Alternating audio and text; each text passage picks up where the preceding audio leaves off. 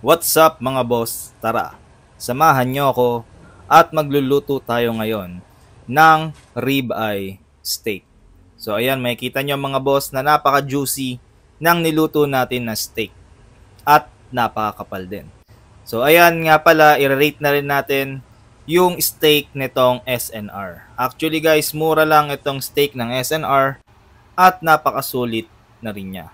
So makikita nyo na talagang pure meat itong ribeye natin at wala siya masyadong marbling na katulad ng makikita natin sa mga USDA ribeye steak.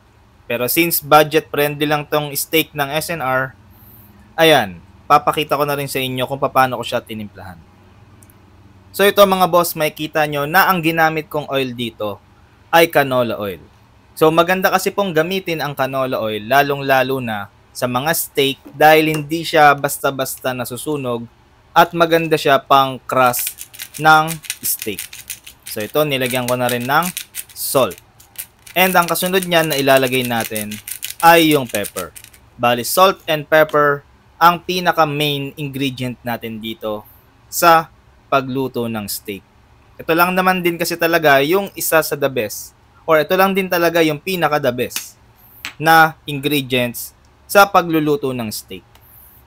Habang nagtitimpla nga pala ako ng steak mga boss, ay pinapainit ko na nga pala yung grill pan na gagamitin natin.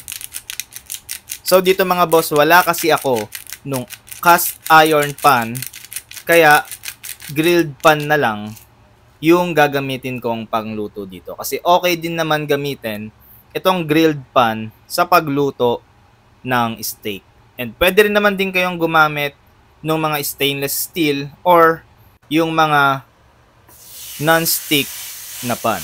So ito, nilagay na natin siya sa grilled pan natin. Ayan, makikita nyo na nilapat ko pa yung steak para talagang maganda yung pagkakaluto niya dahil medyo makapal din itong ribeye natin.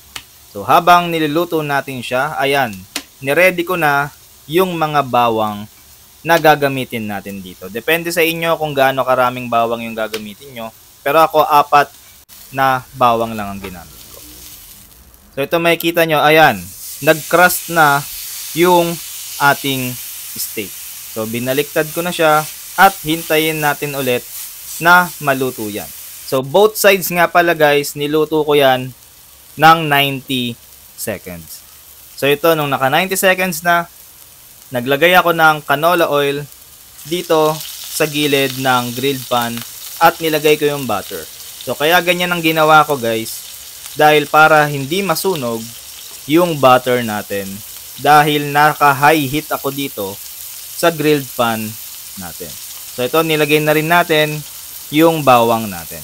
Kasi ang gagawin natin dito ay lulutuin natin siya mamaya sa butter. So dito mga boss, makikita nyo na medyo mausok habang niluluto yung steak natin. Ganyan po talaga, mausok po talaga, lalong-lalo na kapag nagpapakrust tayo ng steak. Kaya dapat, kung magluluto kayo nito, talagang buksan nyo yung exhaust fan nyo kasi talagang magiging mausok po. So ito mga boss, makikita nyo natunaw na yung butter natin. At ito, ibe-base na natin yung steak natin. So sa akin mga boss, nagbe-base ako mga 1 minute to 1 minute and 30 seconds. Ganyan ko siya katagal binibase dahil gusto ko na talagang lumasa sa kanya yung butter and yung garlic na niready natin ngayon. So ayan mga boss, pwede nyo ring ilagay yung garlic sa ibabaw ng steak para habang nagbe-base kayo ay kumakatas din sa steak natin yung katas ng garlic. So ayan mga boss, wag kayong mapapagod mag-base. Talagang tagalan nyo yung pag-base para talagang solid at masarap yung steak natin.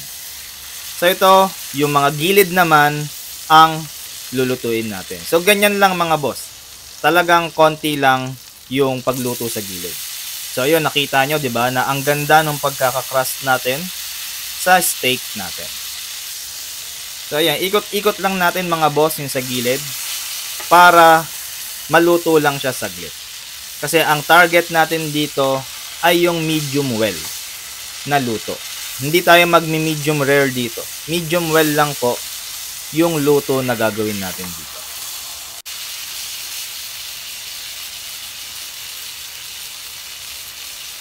So ito mga boss, nakita nyo na hindi ko na siya ginalaw, di ba?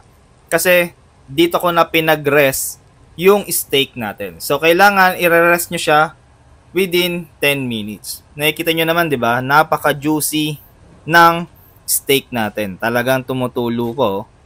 Ayan, napaka-juicy talaga nitong steak na niluto natin. Ayan, i-rest nyo lang siya for 10 minutes bago natin siya hihiwain.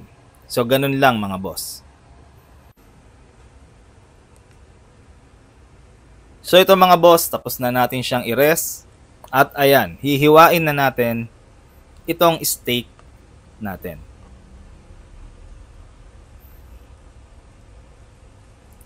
Ang rating ko nga pala dito guys sa steak ng SNR, out of 10, ang rate ko sa kanya ay 7. Although makapal talaga siya, as in, yung karne niya solid na solid din. Pero hindi siya ganon katulad nung mga USDA na steak na talagang habang inunguya mo natutunaw sa bibig. Pero mga boss, solid na rin. Sulit na rin po yung steak nitong SNR.